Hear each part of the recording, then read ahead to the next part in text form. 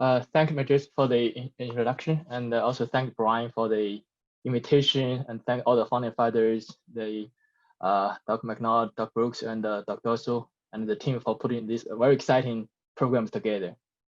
So this is a special time. So the pandemic has for sure given us lots of challenges, and I hope everyone is safe and stay healthy.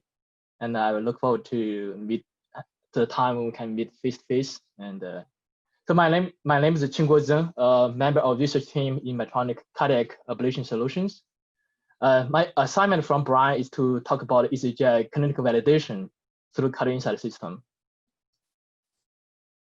And here's my disclosure, and I will briefly talk about the CardioInsight journey, then focus on the clinical validation through various applications in recent years. Due to time constraint, the publication mentioned here won't be very exhaustive, but I will try my best to make it comprehensive so that the scientists, engineers know the strengths as well as opportunities for future improvements. CardioInsight journey is a great example of an idea that generated from academia and then get into industry and clinics. The concept was actually introduced in late 80s through extensive tech study and animal studies. Actually, Dr. McNaught and team have set up. After the massive fundamental solution was introduced to the 2000 Inverse program, and CardioInsight was founded in 2006. Dr. Cookridge and other EPs performed early validation of this ECGI approach. And fast forward, ECGI received multiple rounds of CE marks, patent clearances. In 2015, CardioInsight joined Medtronic.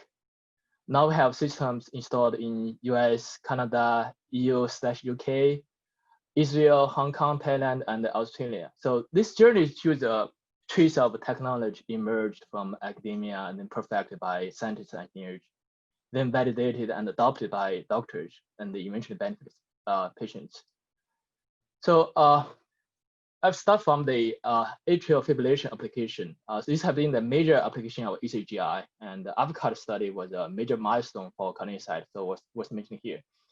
So before this study, Dr. Hesger showed a great success using phase mapping drivers, including rotation and foci. So this study was to see whether the success from Dr. Hesger's group can be extended into other centers. And this was a multi-center study with 118 patients enrolled.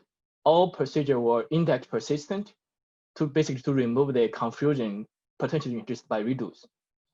And to further single out the impact of driver-based ablation, the region identified by rotation and foci were ablated first. So this study achieved a 64% acute AFib termination by drivers only.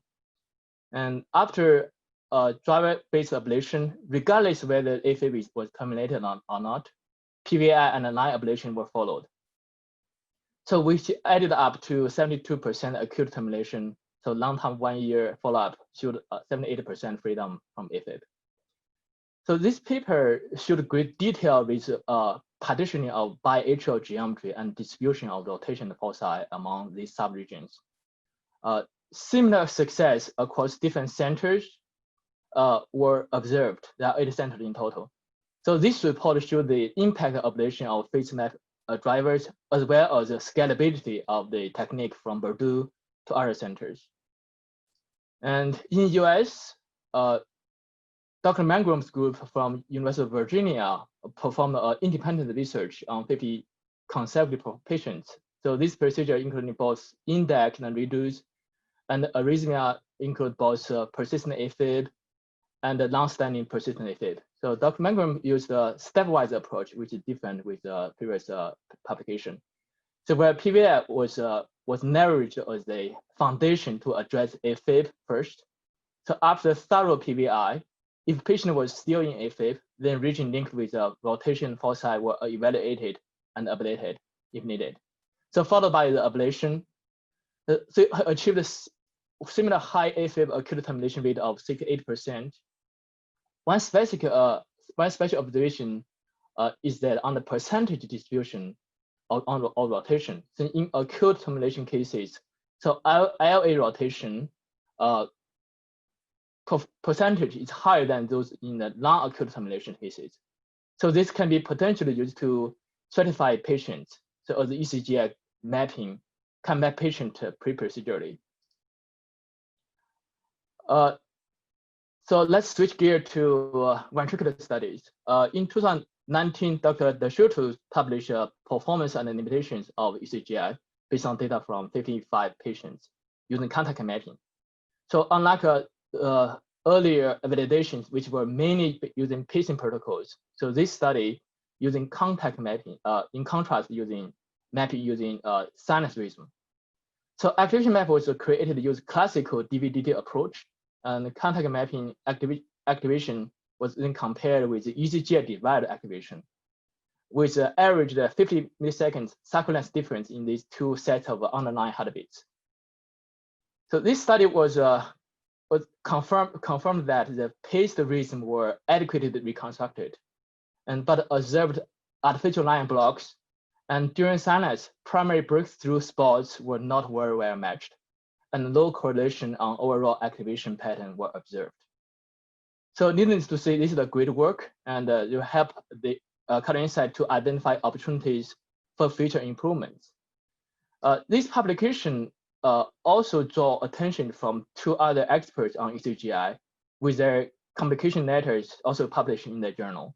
So Dr. Rudy mentioned about bipolar and unipolar difference in their nature, as well as the difference on unipolar breakthrough convention used. Based on his extensive experiences, Dr. Rudy pointed out that the temporal spatial misalignment can introduce fragmentation. So this was confirmed in a larger letter from Dr.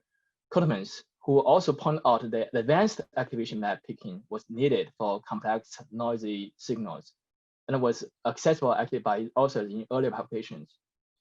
As a member in CardioInsight team for 8 years, I know directional activation map, this advanced activation time picking method that has been available in CardioInsight system since day one in the CE mark.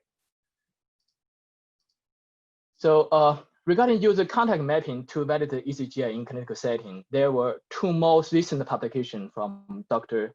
Lambias's group from UK. One work was using carefully co-registered ventricular geometry with pacing to align temporal signals. So they concluded that moderate correlation between the reconstructed EGM using ECGI and the contact unipolar electrogram from the epicardium. For pacing side within stimulation to KRS interval less than 40 milliseconds, the average error was 30 millimeter. And a lot of work was to locate the VT site of origin using 17 American Heart Association segment model of left ventricle. They were able to locate the origin using ECGI with 83% accuracy to the correct segment, which is much higher than 39% using TMD only. And he concluded that ECGI is good for giving general regional interest, but need to have a contact mapping system for catheter ablation. He also mentioned that ECGI may be sufficient for segmental ablation using radiotherapy, as it can go transmurally by nature.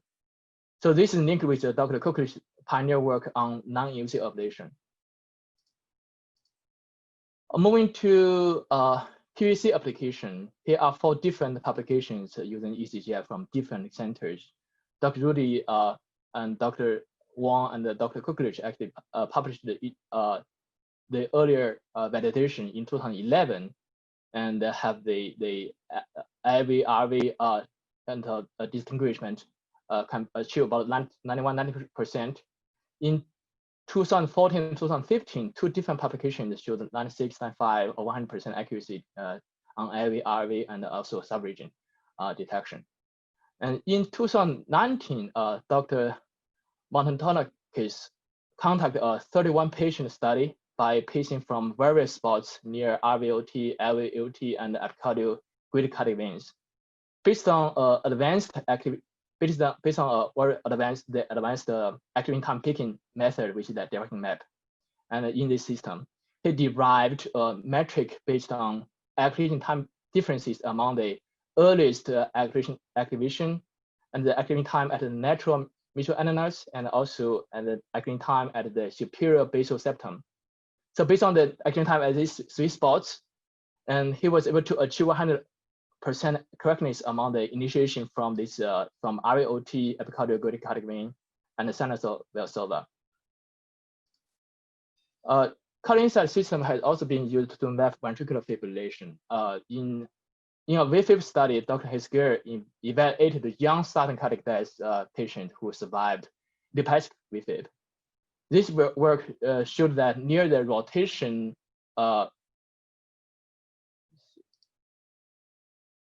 this work showed that near the rotation detected by phase mapping, fragmenting the bipolar signals were observed. The spatial correlation of detected drivers that suggests that the VFib mechanism was linked to localized structural alteration in the right or left ventricles. Number one, we can see the substrate in VFib, and CardioInsight also revealed triggers of VFib. In a multi-center study, Dr.